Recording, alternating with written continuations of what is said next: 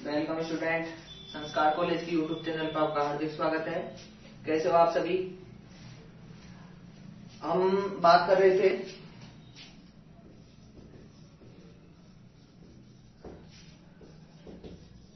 Adventitious root की बात कर रहे थे और हम बात कर रहे थे मॉडिफिकेशन एडवेंटिशियस रूट के मॉडिफिकेशंस की। एडवेंटिशियस रूट के मॉडिफिकेशंस की हम बात कर रहे थे और इसमें हम दो प्रकार से इनके जो मॉडिफिकेशंस थे उनकी बात कर चुके थे। पहले थे खाद्य संग्रह के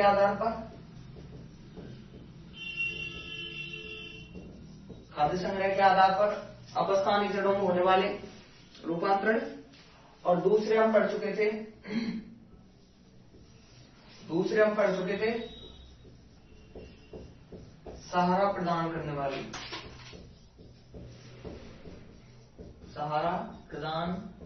वाली अपस्थानिक जड़ें। ठीक है, दो प्रकार के हम पढ़ चुके हैं, पहले खाद्य संग्रह के आधार पर और दूसरे हैं सहारा प्रदान करने वाली अपस्थानिक जड़ें। ठीक है, आज हम तीसरी बात करते हैं। अब जो तीसरा है वो है हमारा विशेष कार्य करने वाली अपस्थानिक जड़ें।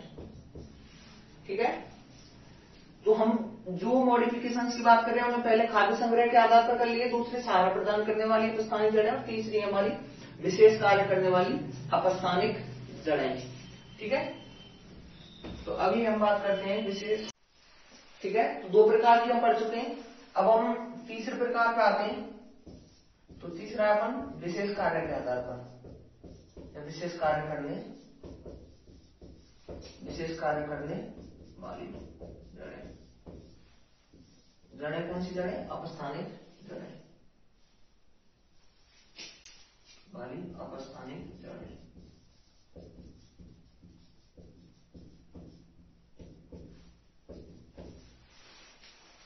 ठीक है, इसमें अपन पहली बात करते हैं प्रकाश संश्लेषी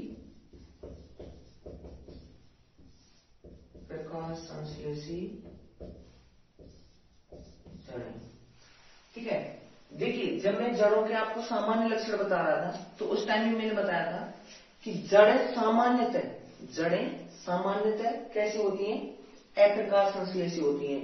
मतलब ये इनमें कोई ग्रीन पार्ट नहीं होता है। मतलब इनमें अगर इनमें ना तो कोई ग्रीन पार्ट होता है तो यहाँ पे क्लोरोफिल नहीं पाया जाता है, इसलिए यहाँ पे प्रकाश संश्लेषण की क्रिया नहीं होती है। लेकिन एकमात्र अगर हम बात करें जैसे अपस्थानिक जड़ों में, तो कुछ जड़ें मैंने वहां भी अपवाद के रूप में जैसे टीनोस्पोरा आपको बताए थे, तो उसी प्रकार से यहाँ बता रहा हूं। तो पहली चीज, ये जड़ें हरी होती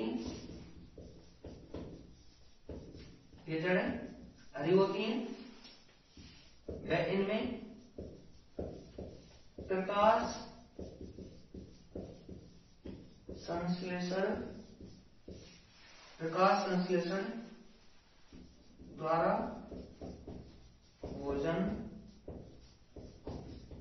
निर्माण होता है। इसके अगर मैं एग्जाम्पल की बात करूं, जो वहां पर मैंने लिखाए थे वो ही है टीनोस्पोरा मेट्रापा। ठीक है, तो क्या बताया मैंने कि अप्रकाश संश्लेषी जड़ें सामान्यतः अप्रकाश संश्लेषी होती हैं, लेकिन कुछ जड़ें प्रकाश संश्लेषी हैं। प्रकाश संश्लेषी किसकी है? टीनोस्पोरा की, मेट्रापा की। ये जड़ें कैसी होती हैं? हरी। और क्या होता है यहाँ पे? प्रकाश संश्लेषण की क्रिया होती है, जिससे क्या करती है? भोजन का निर्माण करती है। तो पहली अपन ने पढ़ी प्रकाश संश्लेषी जड़ें। सेकंड पढ़ते हैं अपन आर्द्रताग्राही जड़ें।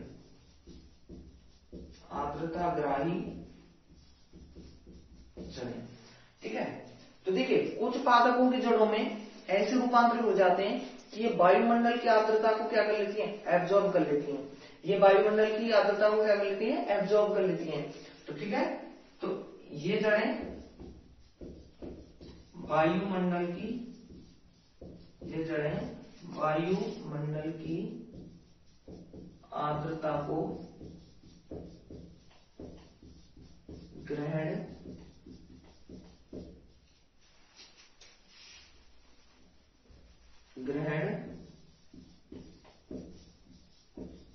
करती हैं। ठीक है, ये जड़ें वायुमंडल की आर्द्रता को ग्रहण करती हैं। ठीक है, और सेकंड है आर्द्रता ग्रहण करने वाले ऊतक को। ठीक है, तो इन जड़ों में आर्द्रता ग्रहण करने वाले ऊतक पाए जाते हैं, उनको अपन बोलते हैं वेलामेन टिश्यू। ठीक है, वेलामेन टिश्यू।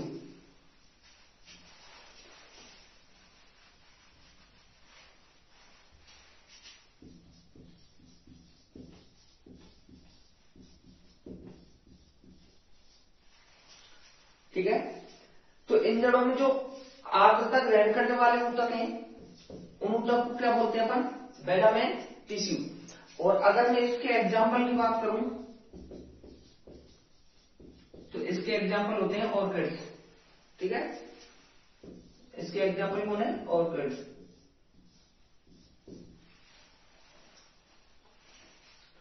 ठीक है, तो ये हो गई अपनी आर्द्रता ग्रहण करने वाली। तो आर्द्रता ग्रहण करने वाली क्या है कि कुछ जड़ों में इस प्रकार के रूपांतर हो जाते हैं कि वो वायुमंडल की आर्द्रता को क्या कर लेती हैं? ग्रहण कर लेती हैं। ठीक है, और इन जड़ों में आर्द्रता ग्रहण करने वाले ऊतक होते हैं, उन्हें क्या बोलते हैं अपन? Velamen tissue. और अगर हम इनके एग्जाम्पल की बात करें तो इनका एग्जाम्पल क्या है? ऑर्किड। ठीक है, तो ये हमारे दो प्रकार के विशेष रूपांतर हो गए, प्रकाश संश्लेषित जड़ें और आर्द्रता ग्रहण जड़ें। ठीक है, तीसरे प्रकार की जड़ें पढ़ते हैं अपन।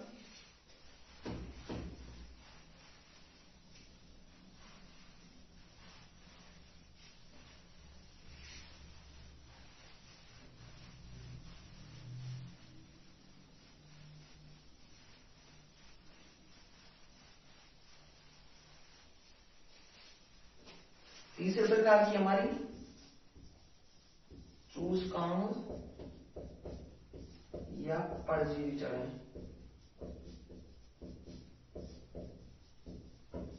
ठीक है,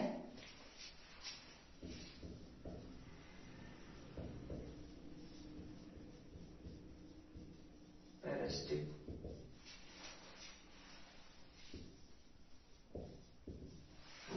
ठीक है, देखिए चूसकांग या परजीवी जड़ें, चूसकांग या परजीवी जड़ें कहां पे पाई जाती हैं?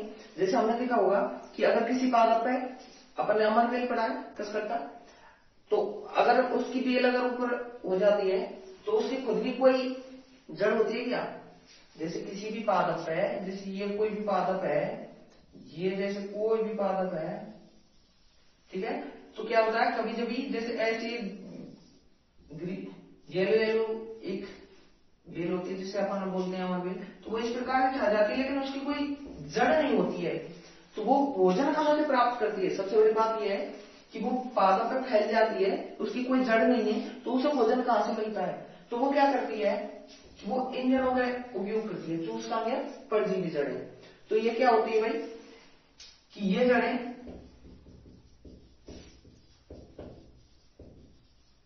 पोषक पादप में प्रवेश कर, ये जड़ें पोषक पादप में प्रवेश कर भोजन ग्रहण करती हैं।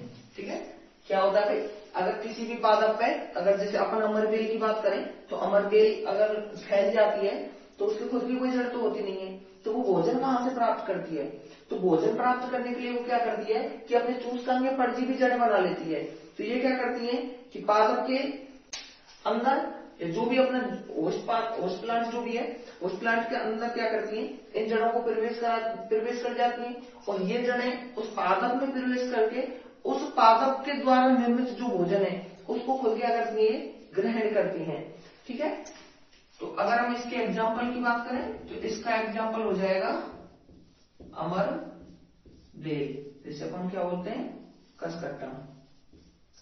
ठीक है, तो ये हो गई हमारी एक तीसरे प्रकार की चूषकांग या परजीवी जड़ें। ठीक है, इसके बाद में है श्वसन मूल।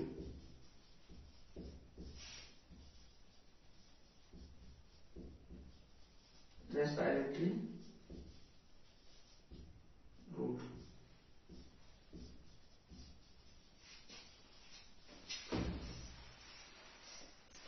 ठीक है, देखिए श्वसन मूल क्या होती है कि वहां भी हमने पढ़ा था, जो दलदली पादपों में, यहां भी है। तो यहां पे श्वसन मूल क्या होती है कि कुछ जलीय पादपों में, जलीय पादपों में जड़ें स्पंजी हो जाती हैं। ठीक है, एक स्पंजी हो जाती हैं, स्पंजी हो जाती हैं, जो गैस विनिमय का कार्य करती हैं। ठीक है, तो यहाँ पे क्या होता है कि कुछ जड़ें स्पंजी हो जाती हैं, तो स्पंजी होकर वो कहां पे आ जाती हैं, जल की सतह पे, और जल की सतह पे आके वो क्या क्या करती हैं, यहाँ पे गैसों का आदान प्रदान करती हैं। ठीक है, तो इस प्रकार से श्वसन मूल हो जाएंगी। तो श्वसन मूल क्या होगी भाई कि जब पादपों की जड़ें स्पंजी हो जाती हैं और वो गैस विनिमय का कार्य करने लग जाती है, तो उसे क्या बोलते हैं अपन, श्वसन मूल बोलते हैं। ये अगर हम इसके एग्जाम्पल की बात करें तो इसका एग्जाम्पल है जूसिया। ठीक है, तो इसका एग्जाम्पल हो जाएगा जूसिया। ठीक है, तो ये हो गई अपनी श्वसन मूल। तो अपन अभी तक पढ़ चुके हम 4 प्रकार के मूल हैं। ठीक है, एक लास्ट और है अपनी,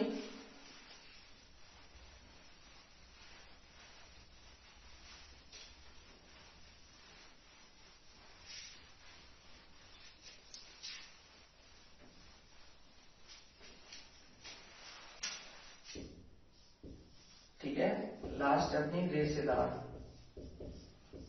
फाइब्रस, रेशेदार या फाइब्रस। ठीक है, तो रेशेदार या फाइब्रस क्या होती है, पहली चीज ये जड़ें पतली व तंतुमय, पतली व तंतुमय होती हैं, पतली व तंतुमय होती हैं। ये जड़ें पतली व तंतुमय होती हैं। अगर हम इसके एग्जाम्पल की बात करें तो एग्जाम्पल हो जाएगा इसके जैसे घास। तो घास में क्या होती है, जड़ें बहुत पतली, बहुत छोटी छोटी पतली तंतुमय होती है। ठीक है, तो ये हो गए हमारे अब तक के एडवेंटिशियस रूट के जो भी मॉडिफिकेशंस थे वो यहाँ पे हैं। ठीक है, तो हम अब तक बात कर चुके हैं जड़ों के जितने प्रकार हैं, जितने मॉडिफिकेशंस हैं, सबके बारे में यहां तक हम बात कर चुके हैं। अब ये तो हो गया यहां तक का। अब अगर मैं बात करूं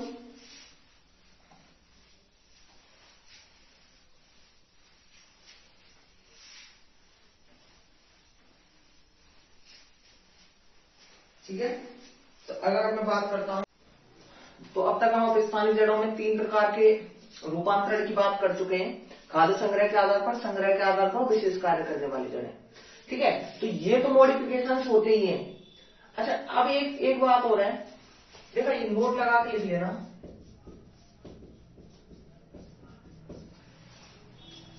कि जो अब जितनी भी हमने ये जड़ें पढ़ी हैं ये तो प्राकृतिक रूप से पादपों में होती हैं, लेकिन अगर हम चाहें तो अपस्थानिक जड़ें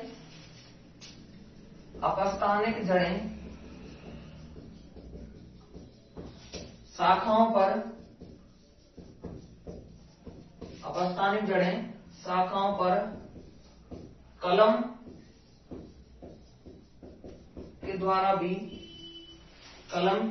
भी बनती हैं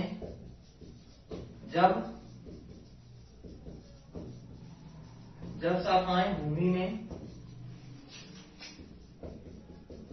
लगाई जाती हैं,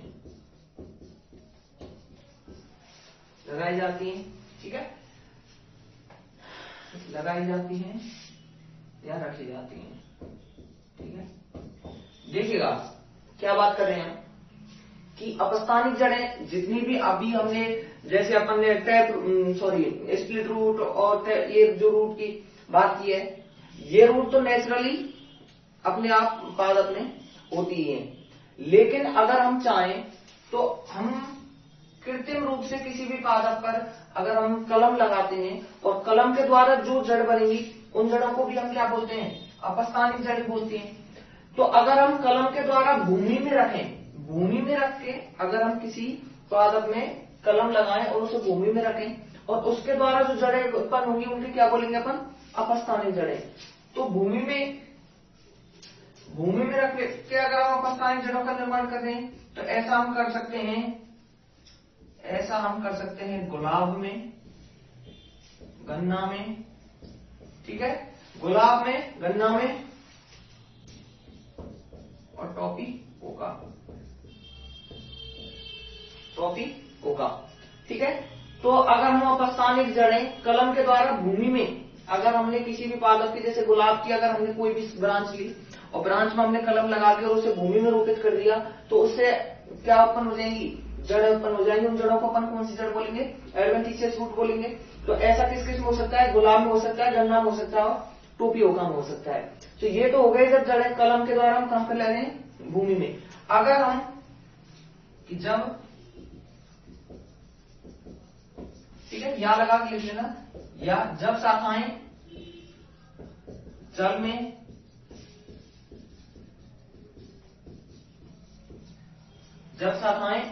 में रखी जाती हैं, ठीक है। अगर हम अपस्थानिक जड़ों का निर्माण जल में रख करके अगर कर रहे हैं तो उसे बोलेंगे अपन, ऐसा होता है। अगर हम इसके एग्जांपल की बात करें,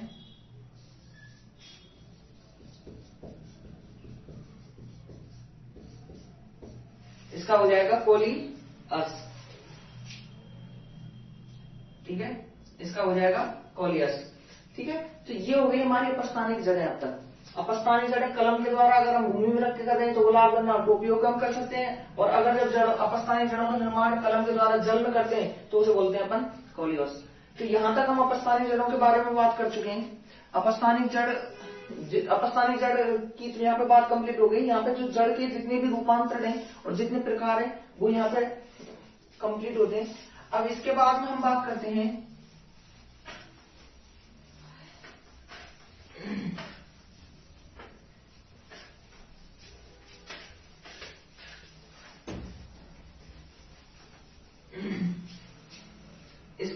बात करते हैं हम जड़ों के कार्य की। इसके बाद हम बात करते हैं जड़ों के कार्य की, ठीक है। देखो ये बात हमने बताई थी आपको पहले भी, मैं पहले भी बता चुका हूं कि जड़ों के अगर हम कार्य की बात करें तो जो इनका मुख्य कार्य है, जो जड़ों का मुख्य कार्य है वो है तने को आधार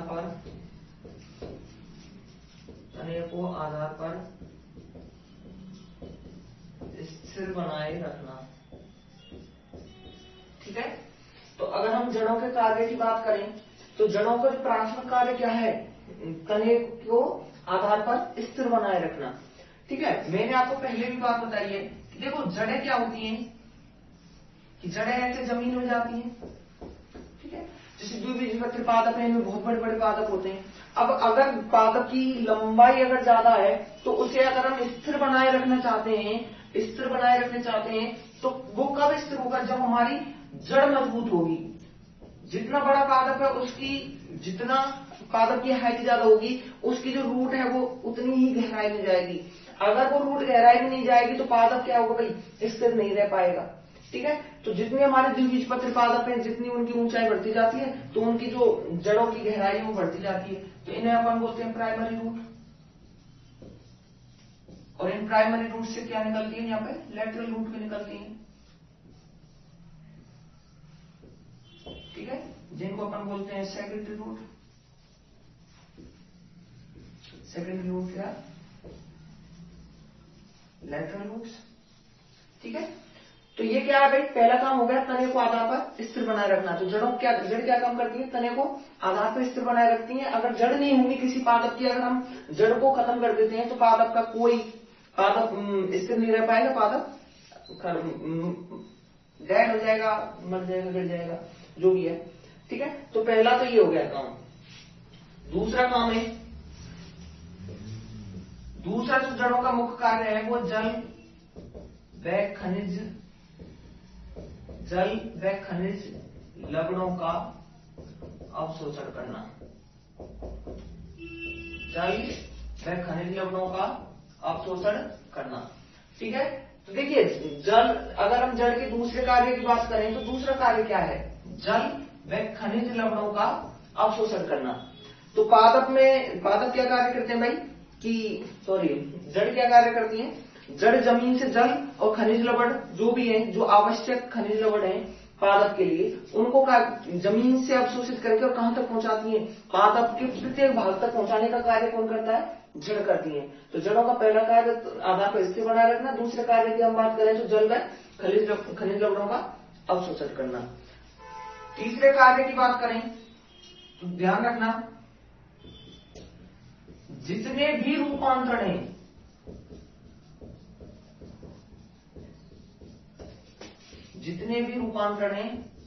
सभी